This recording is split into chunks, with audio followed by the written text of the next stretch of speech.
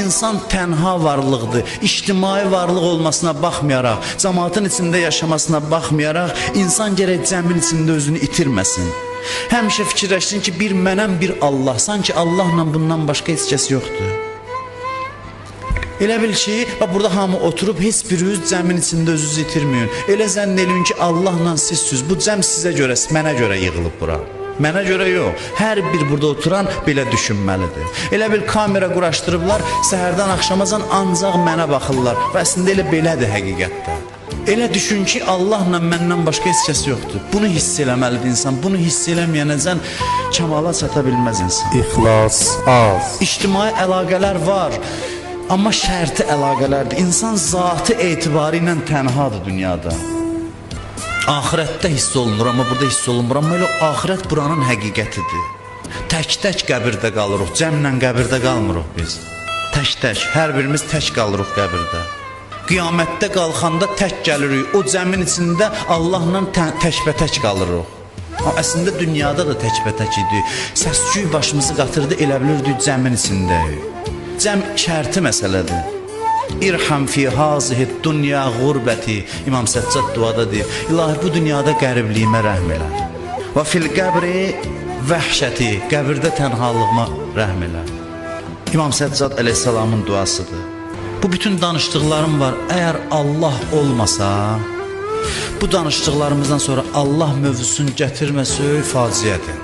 Görürsünüz, adamlar özünü öldürür, intihar eləyir, intiharların sayı dünyada çoxalır. Özdə bilirsiniz, hansı ölkələrdə bunu bəzən maddi amillərlə bağlayırlar. Amma baxıb görürlər, inkişaf eləmiş ölkələrdə intiharların sayı daha çoxdur statistikaya görə. Bilirsiniz niyə? Bütün bu dediklərimi başa düşür, amma Allahı gətirmir mövzunun sonunda. Onda dəhşətdir.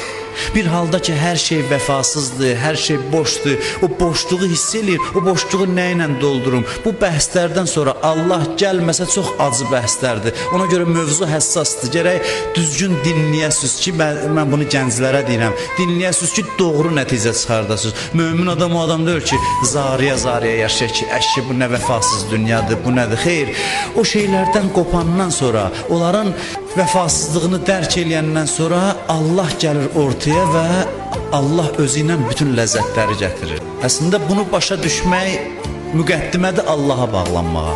Allah olmasa böyük faciədir. Onda insanlar özlərini asır, öldürür ki, canını qutarsın bu bədbəxtçilikdən. İnsan bir şeyi başa düşsün ki, mən tənhayam. Tənha olmağımın mənası budur, hamıdan üst çevirim, cəmaat içində yaşayım, özümü öldürüm cəmaat üçün, gecə-gündüz cəmaata xidmət eləyim, eyni zamanda həmişə qarışmayım, hiss eləyim ki, mən tənhayam. Bu tənhalıq hissini itirməyim. Həm qarışa, həm qarışmaya, maraqlı budur. Hədisdə var ki, cismi cəmaatlandır, ruhu mənim yanımda. Qarışmayım, həm qarışım, cəmaatla bir yerdə yaşayım, həm də həmişə hiss eləyim, biraz kənardayam, bir mənəm, bir Allah. Ona görə əxlaqda var ki, çox da məsələn dərdüyü başqalarına demə. İslam əxlaqı deyir. Dərdüyü çox adama demə. Allah deyir ki, mənim bəndəm dərdini başqasına danışır. İstəyir ki, mən də pisliklərini açım başqalarına danışım, göstərim. Deyib dərdüyü başqalarına demə. Dost olsa qəmli olacaq, əziyyət çəkəcək. Düşmən olsa sevinəcək. Niyə danışırsan ki? Ya dostluğu narahat eləyəcəksən, ya düşmənliyi sevindirəcəksən. Demir, heç demə, amma deyir, çox da cəmaata dərd deməyə öyrəşmə. Sənin Allahın var, bir sən varsan. Qop başqalarından əlaqələrini kəs. Cəmiyyətlə də olsa insan bilsin ki, hesabı təkdir, Allahlandır. Məndən başqa adam yoxdur dünyada.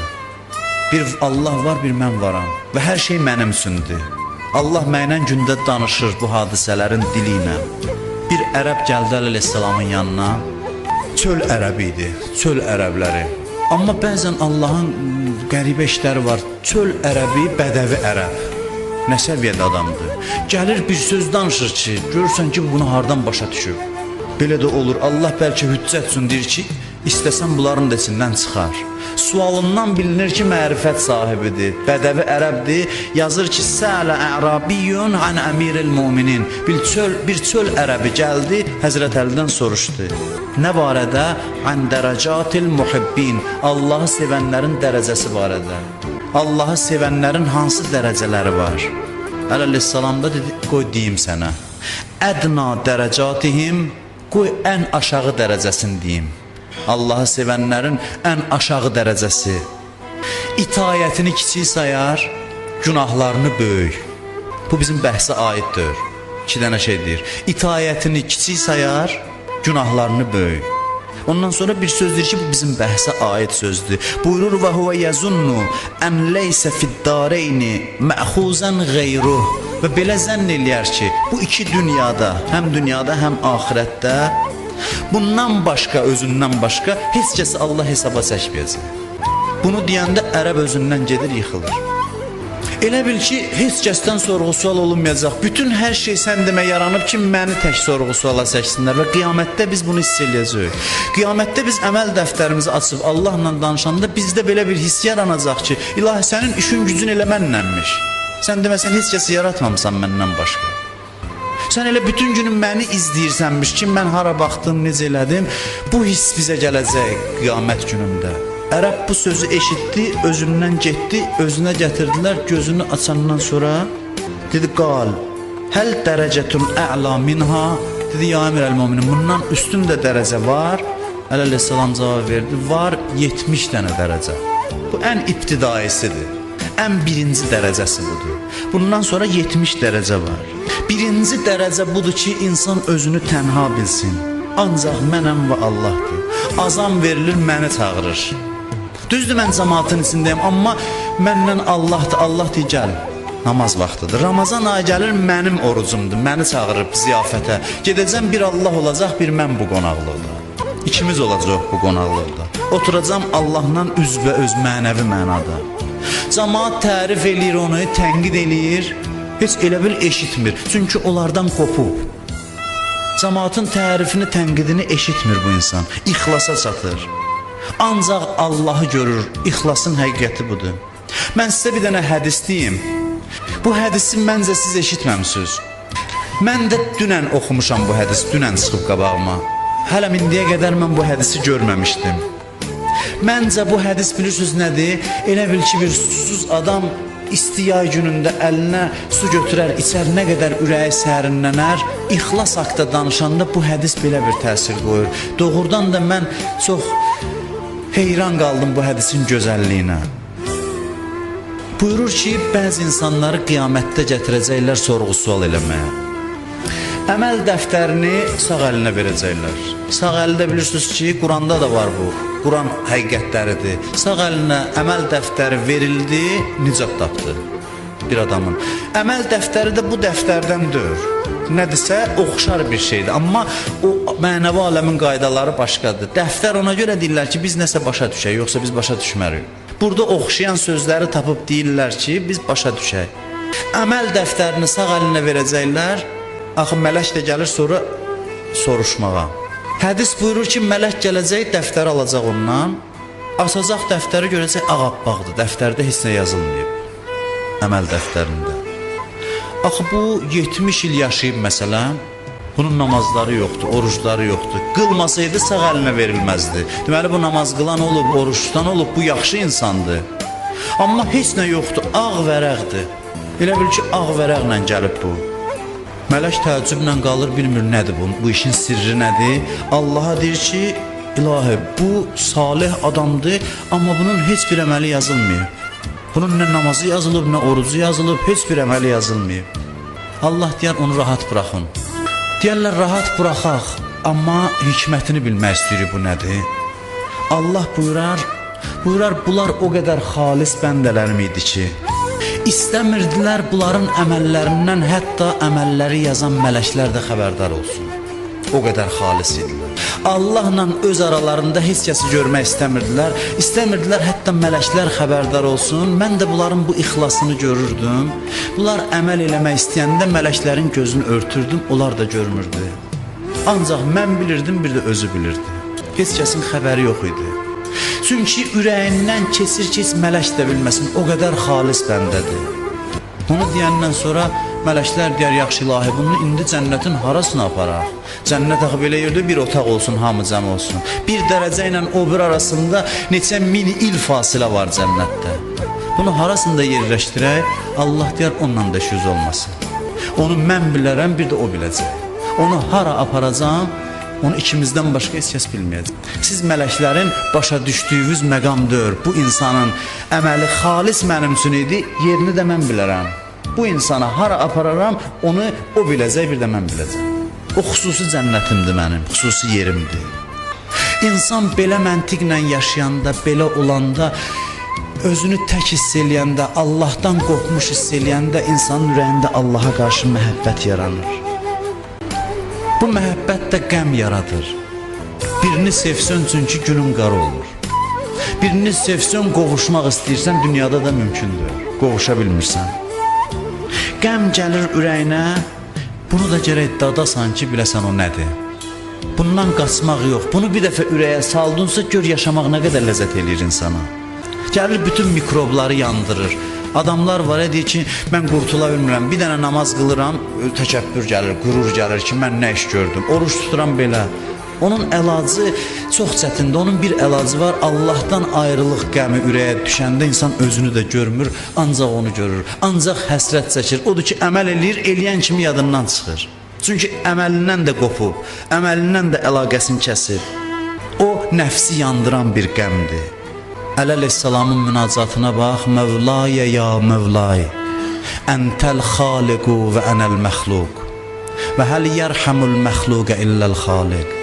Mevlaya ya Mevlay, Entəl ғəfuru və ənəl muznib və həl yərhamul muznibə illəl ғəfur.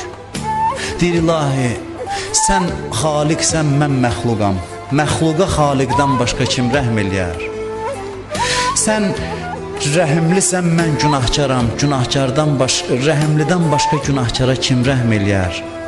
Entəl qəviyyu və ənəz zəif və həl yərhamuz zəifə illəl qəviy.